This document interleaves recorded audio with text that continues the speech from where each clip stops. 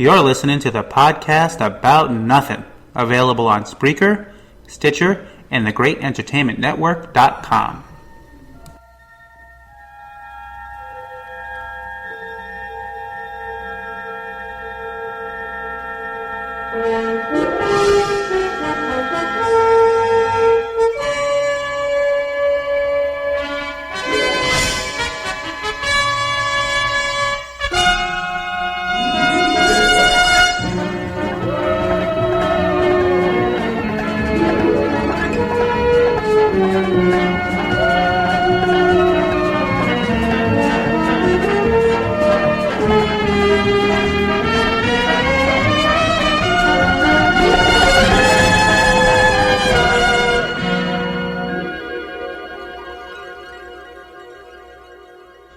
Welcome to the podcast About Nothing, and we have a very special guest this week. I know I say that every week, but this week I really mean it. We have Kayla LaFrance, the Queen of the Nerds from King of the Nerds Season 2. Kayla, how you doing?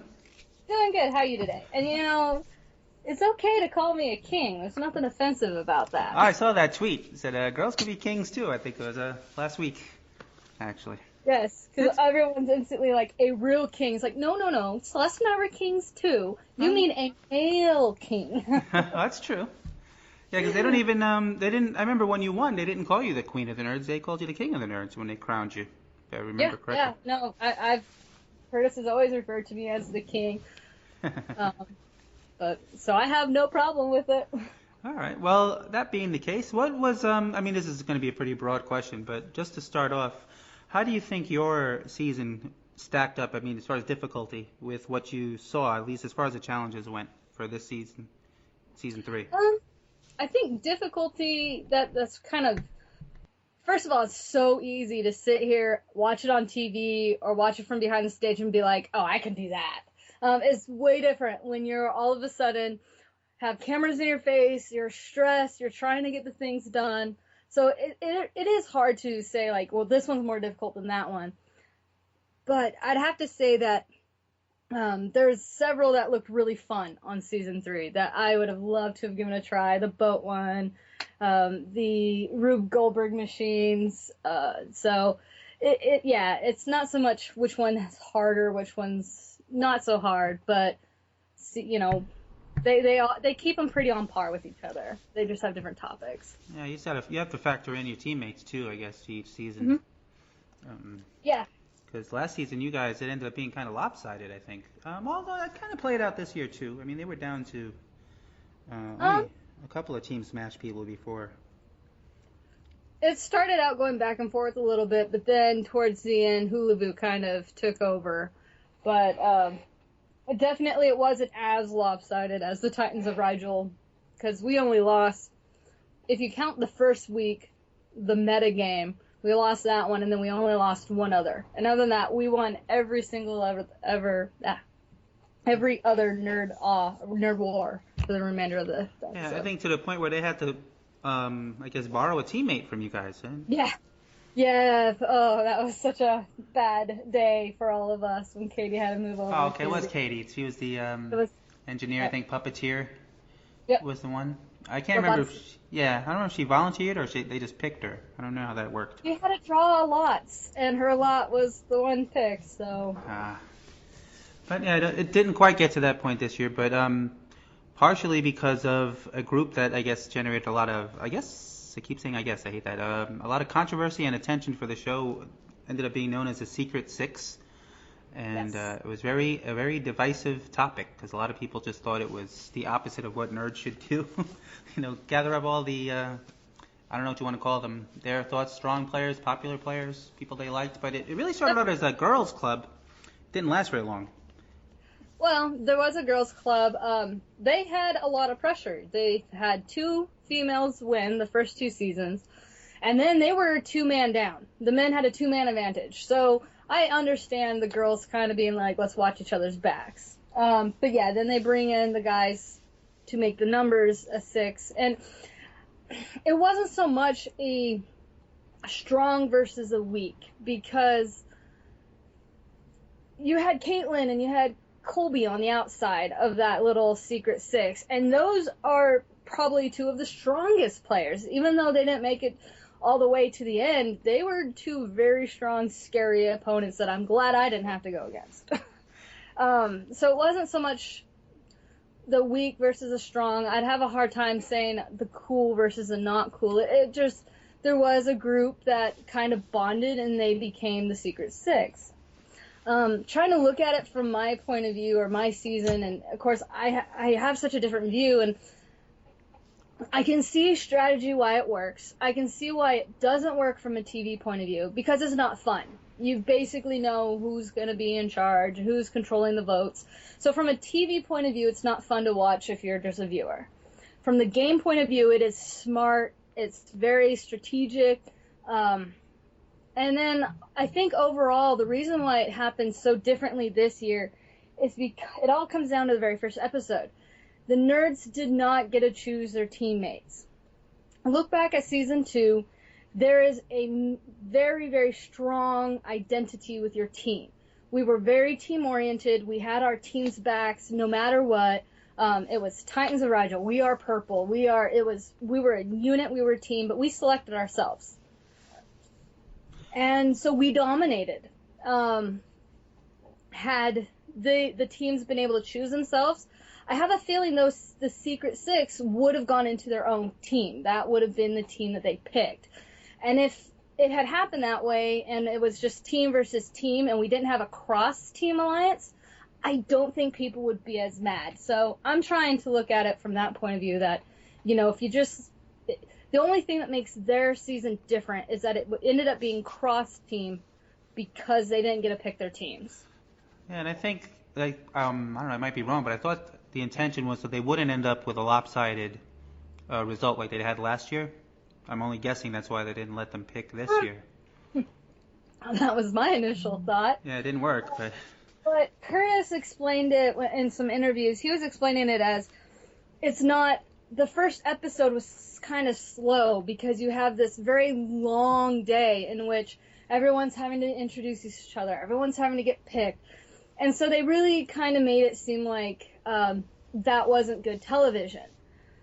Again, from a viewer point of view, though, I feel like it was worse this season because I didn't get to know any of the nerds. I know these people. I mean, I hung out with them at the parties and stuff. But looking at it from a TV point of view, because not every single nerd is sitting there trying to buy their bid onto a team, you miss meeting who these nerds are, and all you have is like this quick 30-second interview, and that's it. And then they go into the game and they start playing, and I feel like towards the end you're sitting there going, Heather, what's her degree in? Most people don't realize she's a neuroscientist because it doesn't get brought up as much.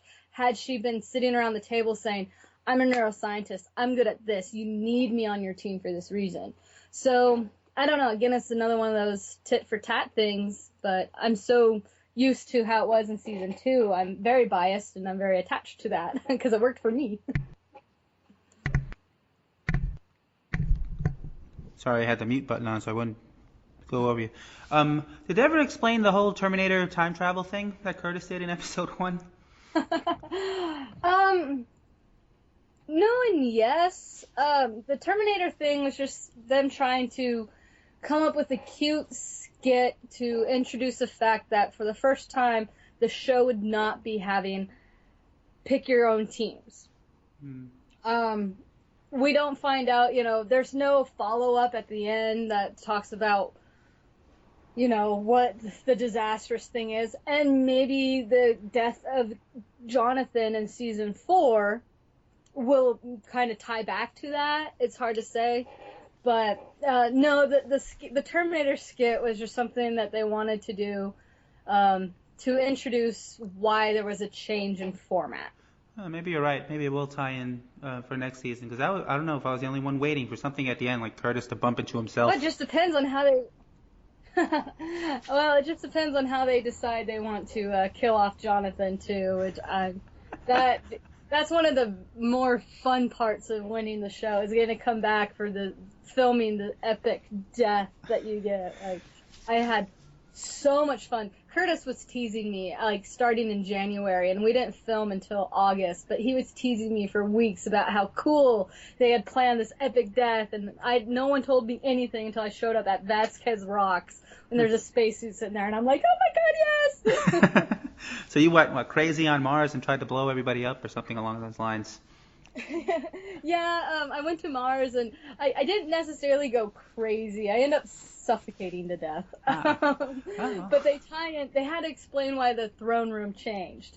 And that was just a location production issue. So all of a sudden they had a new throne room. So like, well, how are we going to make this tie into the story? Again, any other reality show, they just plop them into a new facility and be like, oh well. But with King of the Nerds wanting to be more friendly, oriented, more comedic, they're like, let's explain the story. And they did that with the first season going into the second season.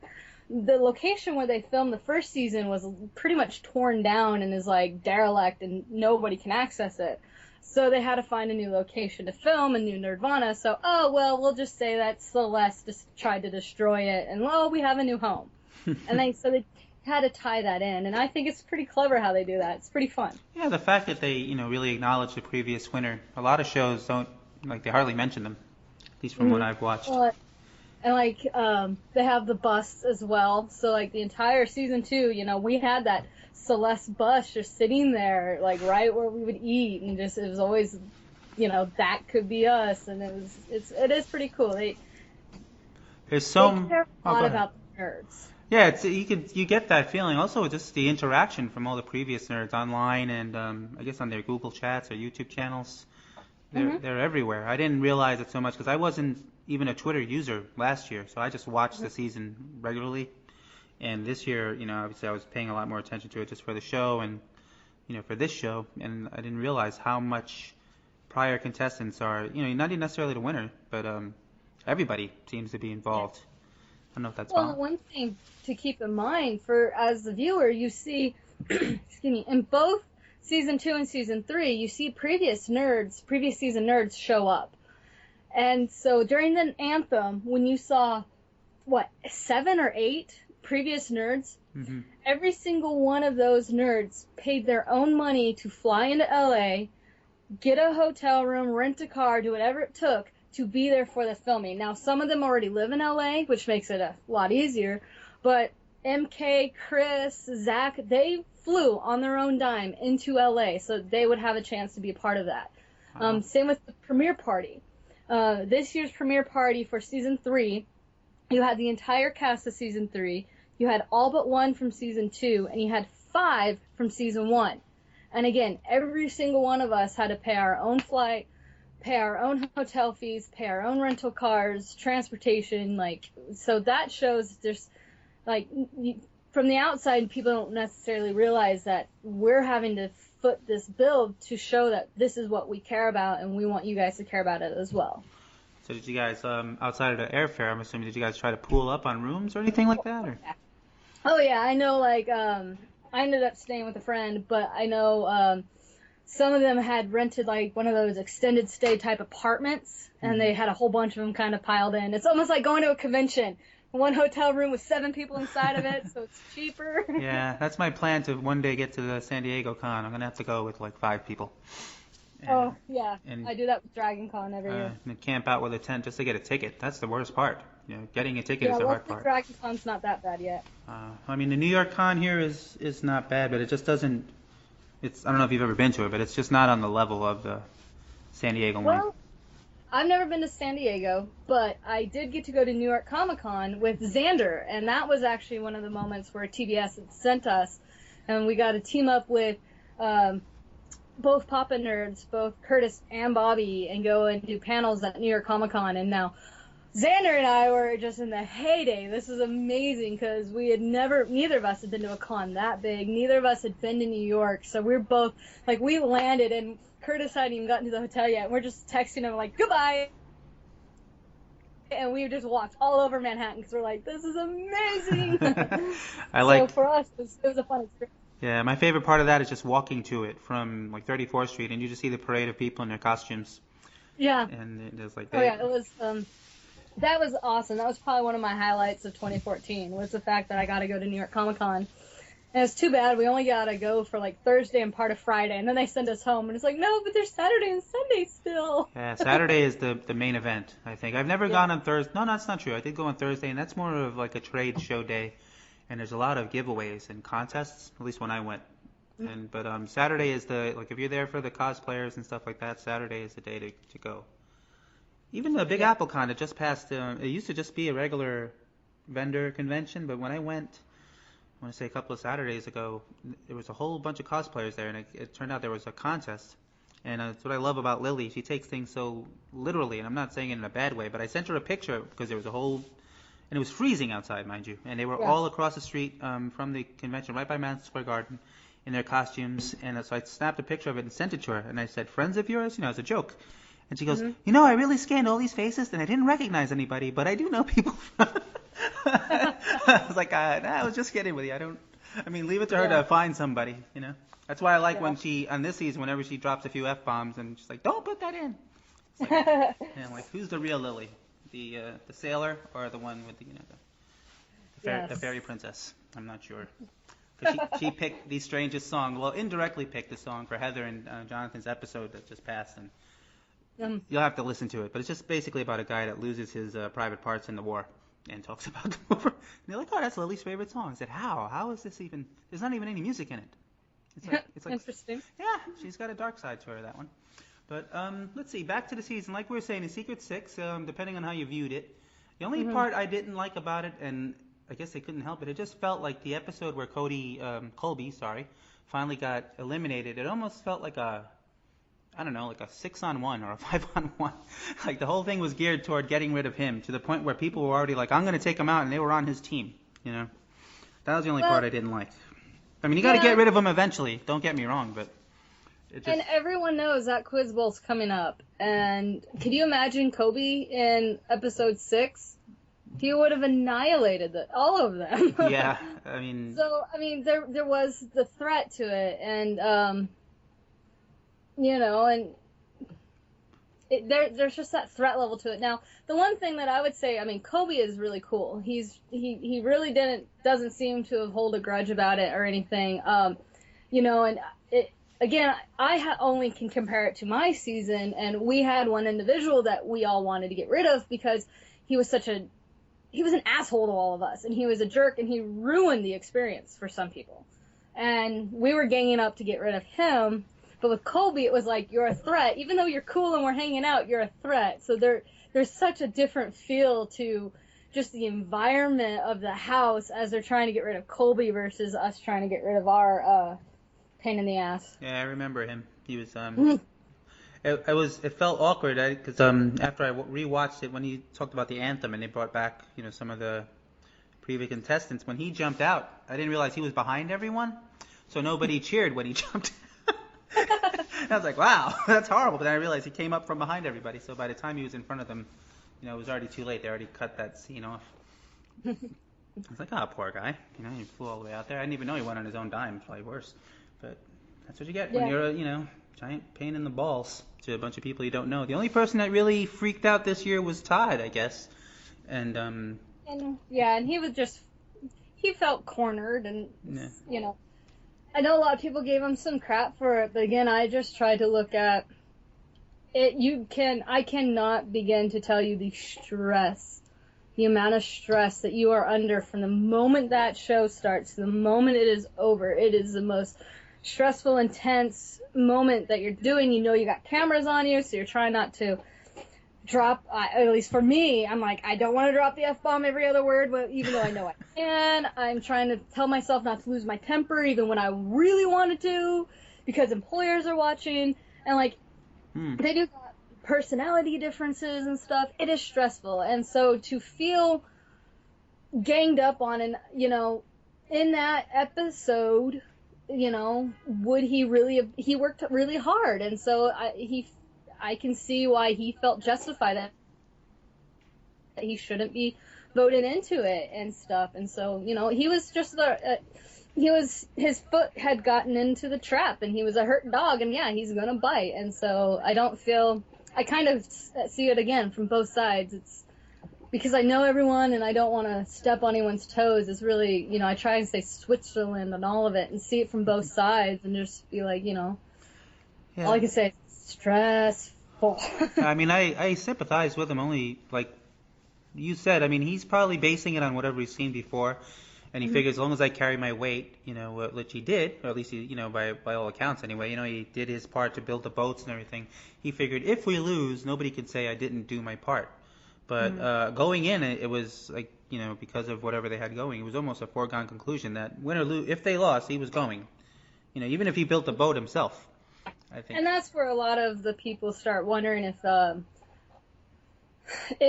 the rationale behind him being selected versus maybe one of the other blue team who was a member of the Secret Six, and whether or not that person probably should have been voted in instead, but they got safe because of the Secret Six. Right. That's where a lot of the complaining and this is where it becomes not fair, is because we're not looking at just the one moment. But you got to keep in mind, when we're sitting there plotting and planning, we are looking at past performance, current performance, future performance, individual game. Like, there's so many other factors that come involved. It's not just, well, he worked harder, then he worked harder, so we're going to vote for him. There's, and it's not just isolated to that one nerd off. It is the entire moment that you're in the house. It's, do you make the whole house quiver and uncomfortable? Is everyone afraid to do anything that might piss you off? Because if that's the case, we're going to gang up on you. And there's just so many more elements that go into that vote. And it's not always a vote taken lightly. It's taken pretty seriously. So yeah, they present it as a surprise, even though with everybody I've interviewed so far, they make a point to tell us that it's not a surprise to anybody. I think by the time you get to the throne room, you kind of have an idea what's going to happen. Because I was surprised by, was it Ben when he picked Rachel? I guess in the second to last one, I was, that surprised me. And then the thought was he did it to help out Lily, is what one person put together. But and Rachel was a dark horse. She purposely was kind of flying under the radar, and she admitted that in an interview. And then, she comes up into the trivia challenge and just keeps on Ben's toes. So in that moment, she was a big threat to Ben, and with Ben having immunity, that one made sense. And I can't say whether or not they were surprises. I do know that, Jacob was completely blindsided, and he will tell you he was blindsided. And I've heard a few others say that they were more blindsided, but, it's not my position to say. Because you don't always, I don't think we told Josh. I don't think we did tell Mary Kate. Xander told Mary Kate. I told Nicole. So, we did try and at least have one person reach out and be like, this is probably going to happen. But your own team is where it can become more shocking, is whether or not they're going to vote for you or something. Right. And, I mean, like we already said a few times, that's where the cross-team, team up it kind of annoys people, because it's almost like you don't have your own team, It's just, it's like a community, almost like Survivor. Well, Survivor has teams, too, I guess. I've never really watched that show. I've never really watched that show. I wonder if they'll change up the format next year. I don't know. I guess they just have to look at whether or not they feel like, did jumping into a initial challenge the very first day like that, if it was more beneficial and if they learned enough, or if they felt like I just felt like it was too impersonal. I didn't feel like I got to know the nerds the same level as I did season 1 or something, because you don't have that time where everyone's talking and vying for power and to be considered and selected. So yeah, it all happened afterwards, and it was just they made their selections, I'm sure, based on different criteria, the producers and whatnot, but it was, like you said, all done in reverse. Honestly, I could see them just doing a random. It might have just been literally a random draw of the hat. Huh. Because going in, there's a lot that the producers don't even know about you. I don't recall, like, I'm a huge car person, big time. But because I had such a limited time to try and sell myself to the show, and this is a nerdy show, I don't think I ever once brought up the fact that I spend every weekend in the garage working on a 1930 Ford Model A, and that this is a huge part of my life. So that really never surfaced in my story at all until all of a sudden we're racing go-karts, and then you could just see me like, cars, and like, I'm really into it. And Brian makes a comment to me about when we're walking in after we know what it's going to be, and he's like, yeah, this is going to be your closest challenge to building a car kind of thing. And that had come from during the weekend we have a day off. We were driving to like a mall to go watch a movie, and I'm sitting there staring at the window like, Porsche 911, because we don't see that stuff in Spokane, Washington. So I'm all of a sudden seeing these really nice, expensive cars, and I'm making a big deal about it. And that's how everyone finds out I'm a car nut. Huh. And so, but then all of a sudden we got a car racing thing, and, you know, no offense, I swept the floor of those boys. None of them stood a chance, because all of a sudden this is a little key thing of Kayla that no one knew about. And it became a really big moment for me. It's by far my favorite moment of all of season 2, even more so than winning, because at the end I dedicated the race to my grandpa, and so they had me explain my relationship with my grandpa, and just having that in that was so touching, and it was so important to me that, like, I called up Curtis instantly, and I was like almost crying, thanking him for having that in there, because it was so cool. And now, but as they're making these challenges, they don't have a clue. They don't know, you know, that what we all have in our periphery, we just are selling ourselves on a few main key points and be like, we're nerdy. So it's hard for them. They probably just drew lots to figure out who's on what team. Well, plus, they don't know who's going to be around when a certain challenge comes around either. Yeah. Oh, yeah. You don't know. You have no clue and stuff like that. And I mean, I was extremely lucky that, oh, we're on our own teams now. Oh, hey, it's a racing one. Hell yeah. Nice. I remember you smoked them. My favorite part was when they zoom in on, I guess the cart has a camera inside of it, and you could just see you like screaming, losing your mind when you cross the finish line. Oh my god. It was great. The entire time I was catcalling the boys. Because, I mean, I was in my element. The second I sat down into that, I mean, you could just see I was glowing, no offense, not, you know, no pun with the fact that we were literally glowing, but I'm just delighted. I'm making fun of the camera. 3 hours prepare time, and all the nerds are like studying and trying to learn how to drive go-karts. I'm sitting there with a camera guy just quoting every Vin Diesel line from Fast and Furious I could think of, you know? So I just was instantly like, oh, I got this. And because I remember. So yes, I was catcalling. There's a lot of things I know I said while I was driving around there going, man, they didn't put that in. Oh, shucks, they didn't put that in. It's too bad they don't give you like a director's cut, you know, of an episode. I would give anything to have more video footage of the race, just because that was so much fun to me. And, you know, I know at one point, there's one area where the hairpin turn, when we came around that, was where Bobby and Curtis were standing. And you can't hear what they're saying at all. You just know that they're sitting there. And I started figuring out how to kind of get how to throw my back end through that corner. So I started getting this nice squeal as I came through it, and I just kept tight. I don't want to say drift, because, I mean, it's a go-kart. It didn't drift very well. But as I started squealing my tires at one point, I just yell, I love the smell of burning tire in the morning. So yeah, I was having a blast. That was definitely... I think I remember that more than how you won the whole thing, actually. I can't even remember. Was it you and Jack at the end? Was it you and Jack were the final two? Yes, it was me and Jack. The one person from day one, I was like, I don't want to go against him. And it ended up... but yes, it ended up being me and Jack in the Nerd Eliminator. And what was I know I saw it, I just don't remember.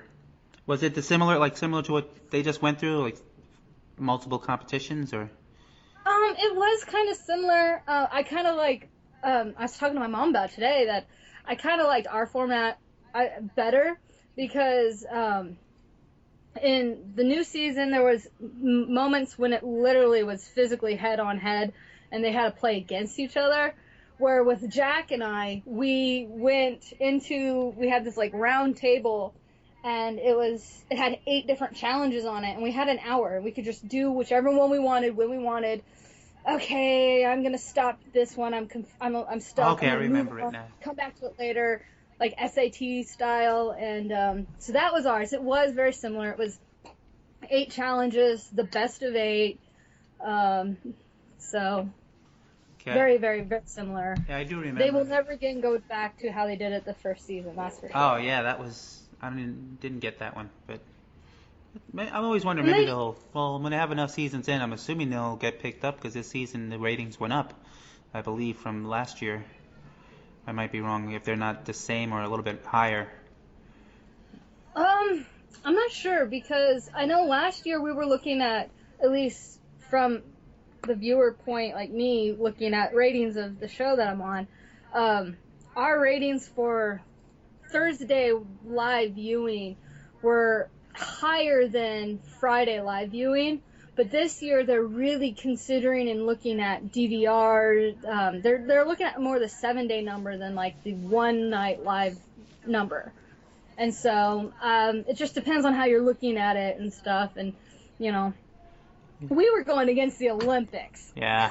Plus, a Friday night, in general, I think is like a rough night for TV at all, especially like a one-shot TV. I always hear, because I'm a big wrestling fan, like pro wrestling, and I know whenever they get a time slot on Fridays, they're like, we might as well not even do it, because they're assuming they're not home on a Friday. But in the wintertime, in the East Coast anyway. I'm a rocket scientist, so this isn't really my field of expertise, but I do know there's some pretty big hit shows that are on Fridays now, and Friday used to be big. I mean, TGIF, you had some awesome, that's where we got introduced to Urkel, was on TGIF. So, I think Friday, it did kind of die down, but, Grimm is on Fridays, isn't it? I don't know, I don't watch it.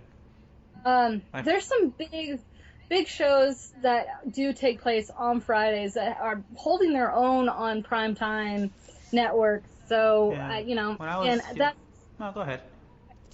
I know Orbital Mechanics better.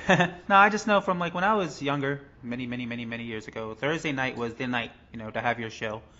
Mondays, when it wasn't Monday Night Football, and Sundays are like the 3 big nights of the week.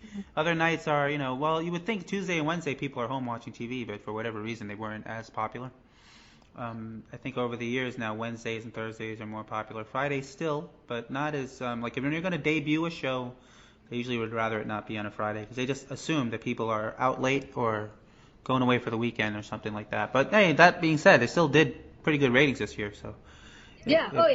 We don't know about pickup, and the best way to tell TBS you want the show is they got a survey out right now.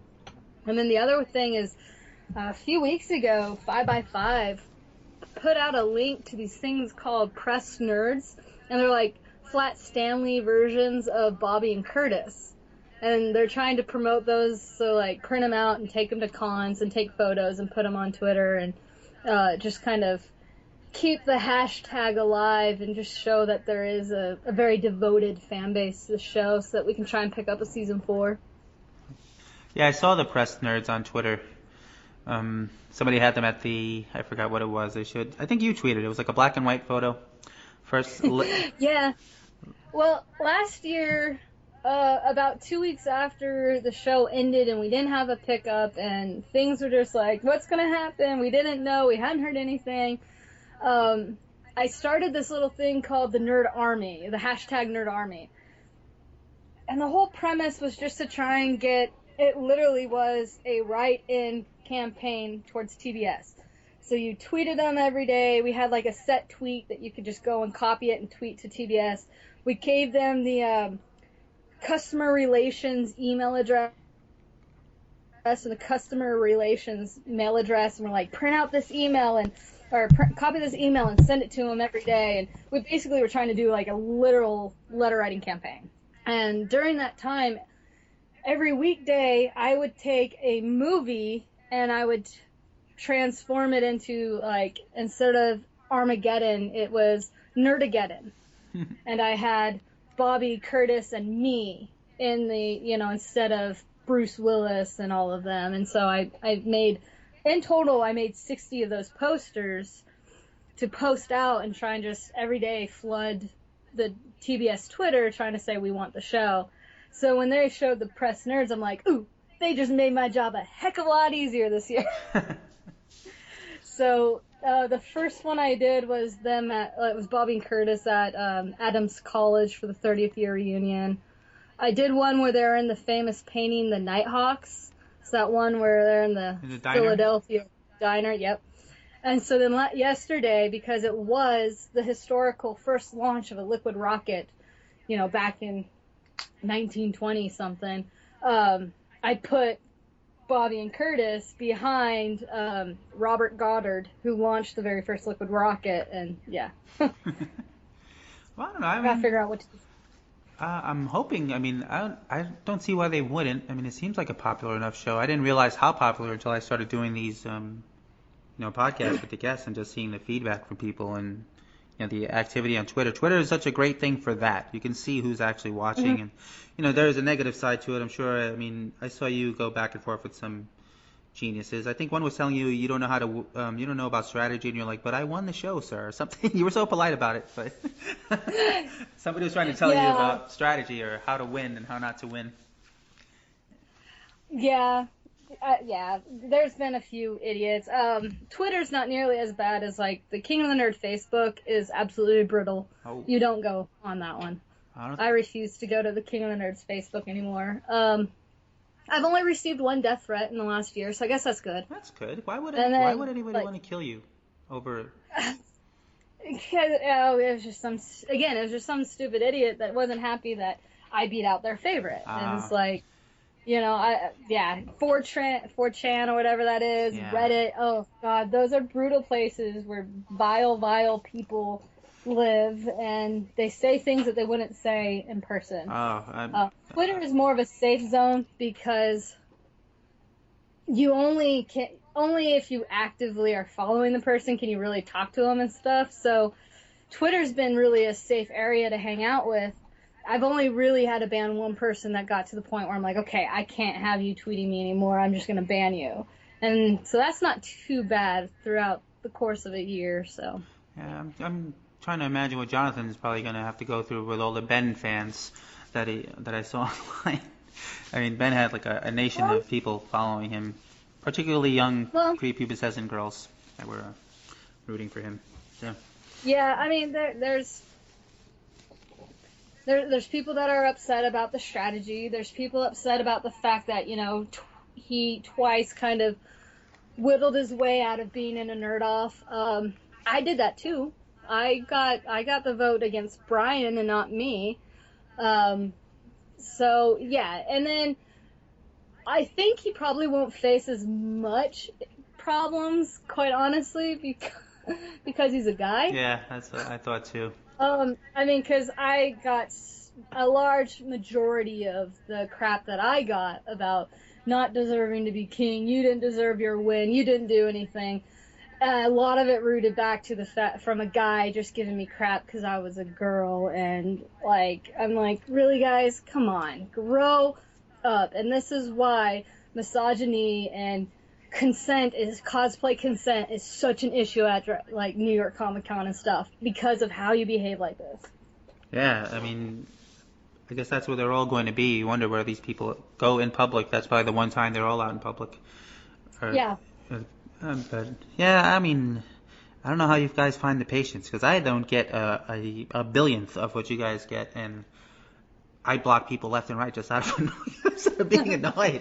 Somebody was talking about, I said something, it was IGN, said something about Xbox or something, and I said I own both machines, Xbox One, PlayStation 4, but my Xbox One is a coaster, because there's nothing that I play on it.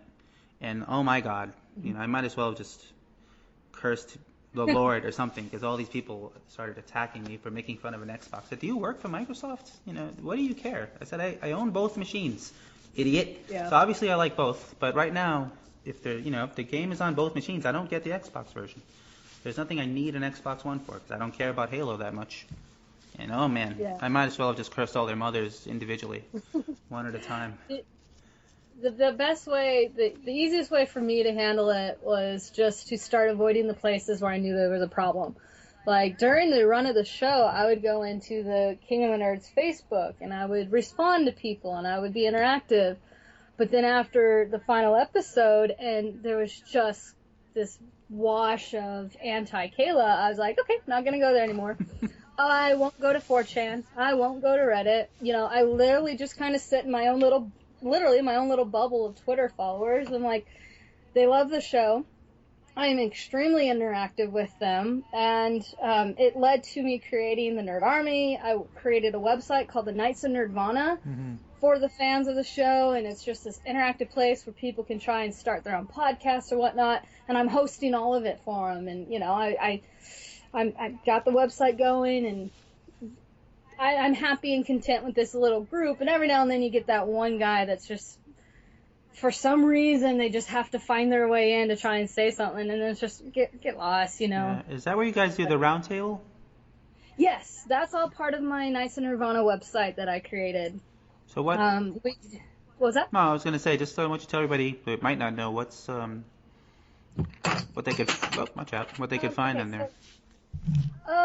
Well, we're going to do some spring cleaning because when I first started it, basically the concept of the roundtable, or the Knights of Nirvana, is supposed to be an area where people can hang out that's kind of like a virtual nerdvana, where everyone can come in, be the nerd that they are, love the things that they want, and meet other nerds. And we have weekly briefings that are called the Nerd Army Briefing, and that's just us and a few of the people that helped me build the site, build the show. We sit there and talk about the big news for the week, what's the new comic book news, what's the new movie news, what kind of stuff like that.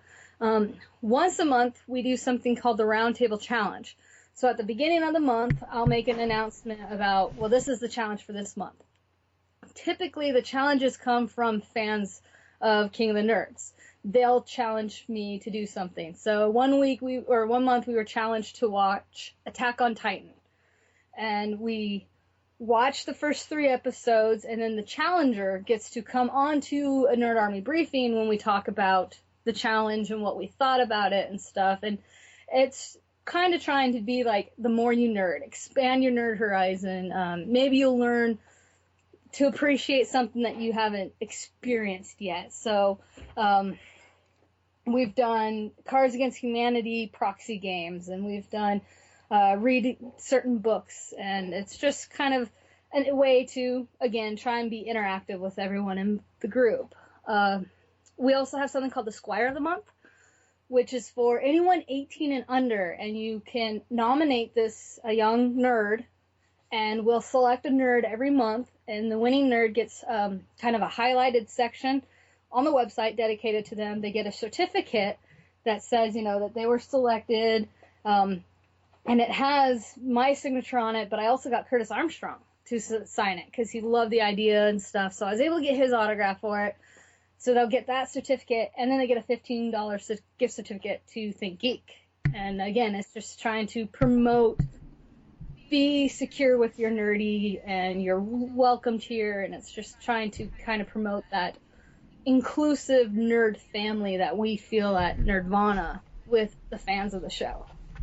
That's really cool. I mean, it's becoming more popular now, but still, I mean, I'm sure there's people that are just not as open with everything that they're into.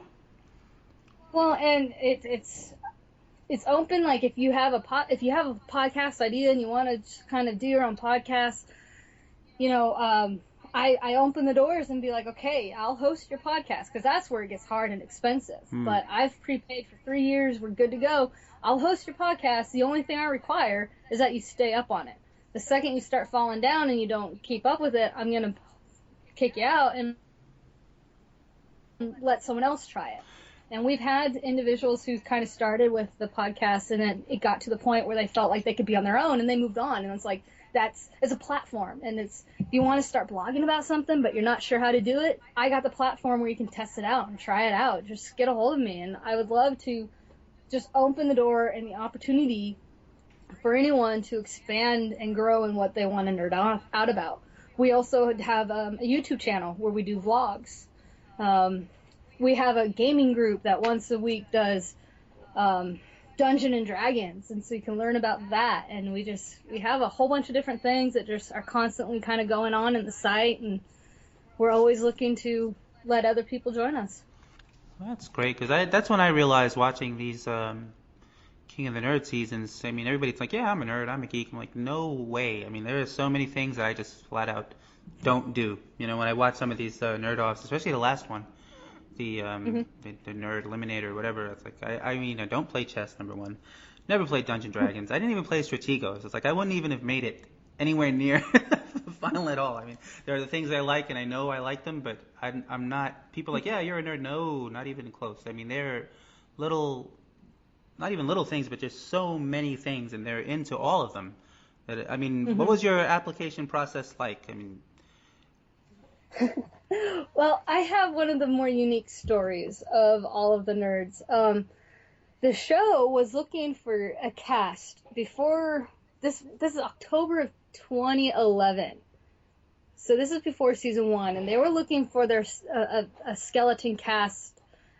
This might, if I recall, this might have been before they even had a TBS official. And they were just looking for some nerds, and I sent in, they asked for like this little like a page bio on you. So I fill it out, send it back to them.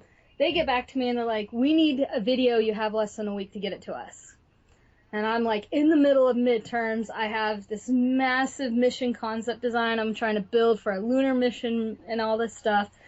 And so I get a video done and sent it in, and then it was literally sitting around for months and months and months. And I just get a random email about every other week where they're like, well, this meeting happened and we're still going forward, and this happened. And by May of 2012, they're like, okay, we're going to bring you to LA. But then about 7 days later, I got an email or a phone call from NASA, and they're like, hey, we want to bring you into an internship at NASA Ames, and you're going to study Mars. So I instantly was like, goodbye, King of the Nerds. And so I didn't do season 1. I went and did my internship, and I didn't watch season 1 King of the Nerds because I watched the first episode, and then I was super jealous. I'm like, I could have been doing this. This is not fair. I'm not watching. And then after they got the pickup, I got an email from the casting people, and they're like, hey, you still interested? And I was like, oh, hell yeah. So I went through the whole process again, and it starts out with, you send them like the paper bio, and if you seem interesting on your little paper bio, then they're like, we need a 3-minute video. And sometimes they'll ask for a second video, sometimes that first little video is enough, and they just keep whittling you down until there's about 20 people, and then they bring like the 20 people down to LA for the final interview. 10 of you, 12 of you, I guess, get selected and sent on, and the other ones, unfortunately, get sent home. Well, that's a little elimination of its own, I suppose. You guys are competing before you even get on the show. So, while we were talking about Mars, what do you think of that thing that's, well, it's not a thing, but there's a project to send people to Mars? Oh, God, Mars one. It's a scam. It literally, the best way to put it is a scam. It's a farce. They don't have the technology backing. They don't have funding at all. The whole entire business portfolio is built on having a TV deal, and even their TV deal recently fell through. They tried to raise $400,000 to send a rover to Mars, and like, seriously, they couldn't even raise $400,000 on Indiegogo. Not alone, what kind of thing are they going to send to Mars for $400,000? NASA has quoted a manned mission, one-man mission for just, the reference mission at NASA is basically 150 days there, 600 days on surface, and 110 days back. That mission for one group of like 7 people is $60 billion. And they're saying that they're going to send 24 people to live on Mars for the rest of their life for $6 billion. Seriously? Seriously. Well, Like, if they even got them there, they, how are you going to check anyway? I guess. just yeah, they have no sustainability. They'd have no business portfolio that shows any financial backing or serious money. For the longest time, when people would ask, I'd just be like, all these people that applied, and they all had to pay to apply. How many, college is the only time I've ever had to pay to apply to be a part of something. Just saying, that's part of that. But they, the big thing that I took from it was all they're really doing is making a pretend reality TV show on what it's like to be pretend astronauts.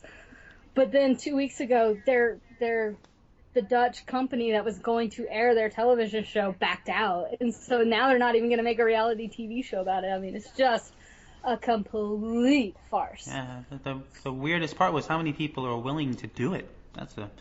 They were, covering the papers here how this guy was like, yeah, I'll leave my wife and kids to go do this, go to Mars forever, and now you got to turn around and say, whoops, I didn't mean to leave you forever. Yeah, I mean, that is kind of ironic. Yeah, I mean, 200,000 plus people.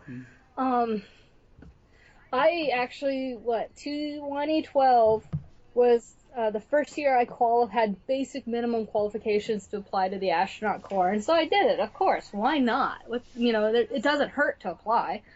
I knew I wasn't going to make it. I was only 28 at the time. That's super young, but 6,000 people applied for 6 spots. And that's more legitimate. They're making it into space. With these guys, it's kind of interesting. Yeah, they had 200,000 people apply. But I think the key isn't looking at how many people applied. Let's look at how many people didn't apply. There are so many big names out there in math and science and physics who would give anything to have that opportunity. But none of them applied to this BS of a mission. I wonder why that could be. Yeah, that doesn't sell as many papers, unfortunately, so they didn't bother to focus on it.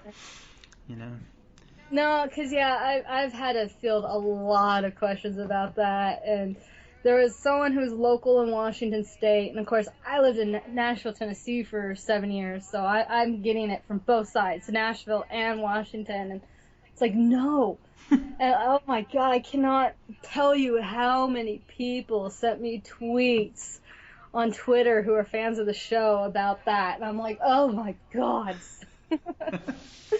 No, I want to go to Mars, but I want to actually go to Mars, and I'm gonna bet on the horses that are gonna win. Seriously. Well, at least there's interest in it if and when, and I think it's more of a when than an if these days. Yeah, it's a win. The political and economics are not really lined up for that kind of mission. The technology is iffy. The biggest problem is radiation.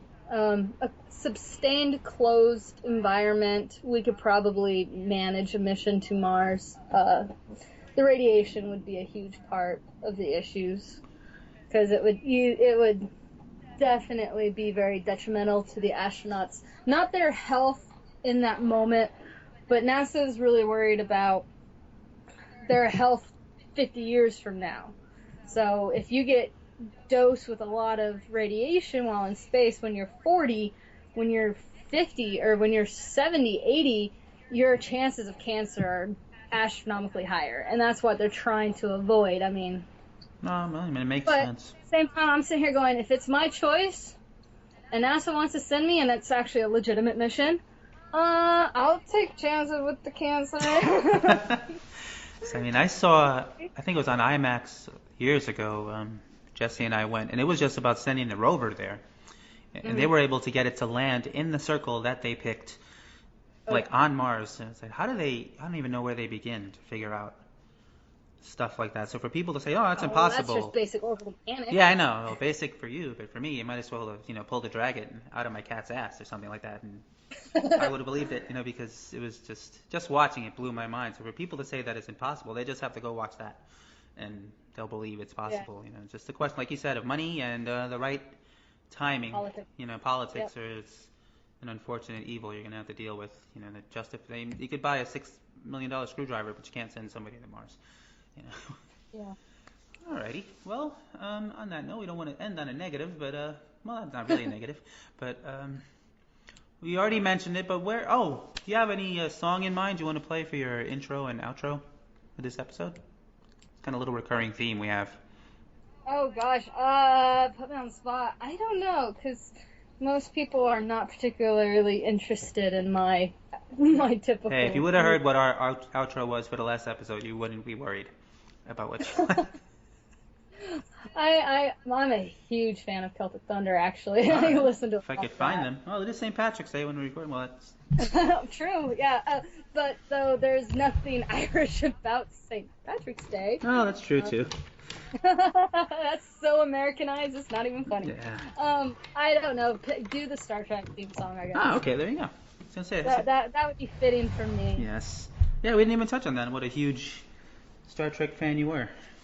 Obsessive compulsive, yes. Yeah. So I mean. Doesn't even begin to describe it. Ah, wow. Well. There was, when I was at Nerdvana, there was a running semi-joke, semi-serious of Kayla being banned from talking about Star Trek. And so, like, going into a challenge, there would be a ban on Star Trek, and it would be like, okay, Kayla, if we win this challenge, you'll get to talk about Star Trek for 24 hours. So, yeah, I remember after you. When we win, it would be like, okay, Kayla, you can talk about Star Trek now. Yeah, you would refer to a captain or something like that, or quote them. And I was like, Oh, wow. I can do that. Yeah. Yeah. I had at one point quoted a section of "In the Pale Moonlight" by Cisco, and that didn't make it. And oh yeah, they barely even begun. At one point, I sat there in an interview, and it was when we were down to like 5 or 6 of us. It was when it was just me and the boys, and I had to pick which alien each guy was. And so I was like, Zach is a prepubescent Q. And Xander, what was Xander? I don't remember. Oh crap! Now I can't remember which all of them they were.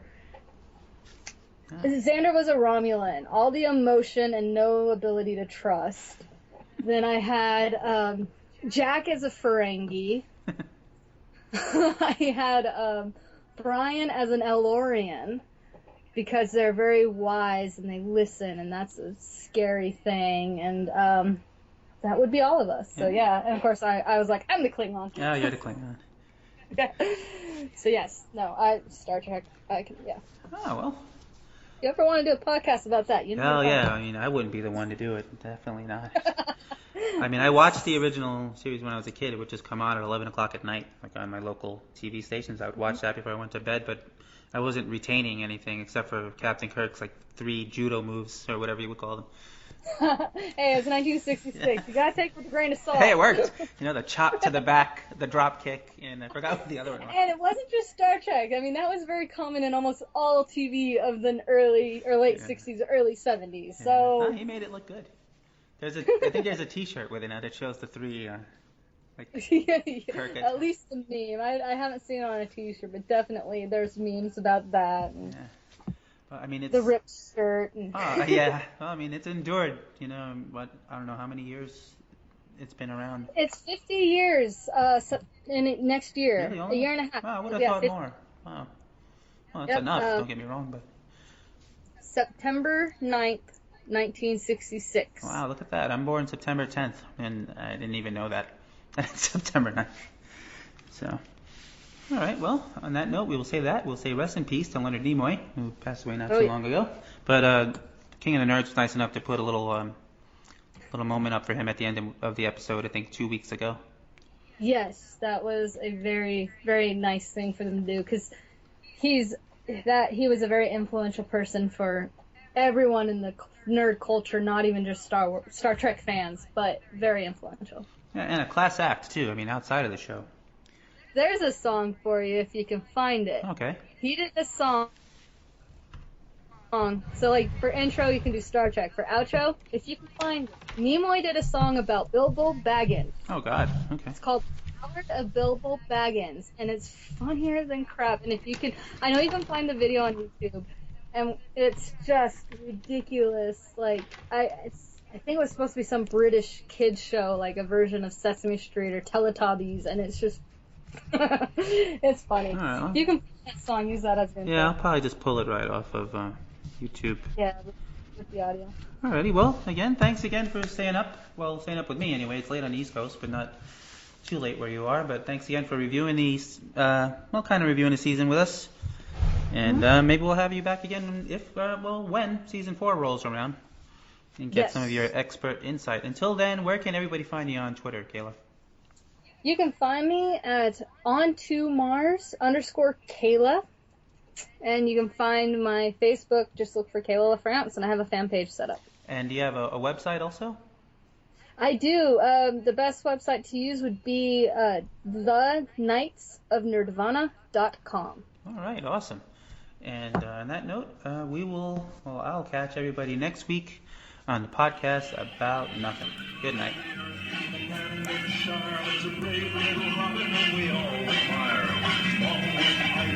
Fuzzy Willy toes in a hobbit hole, and everybody knows him. Bilbo Baggins, Bilbo Baggins, greatest little hobbit of them all.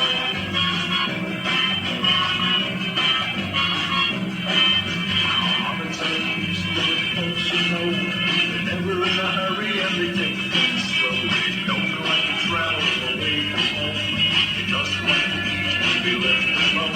But one day Bilbo was asked to go on a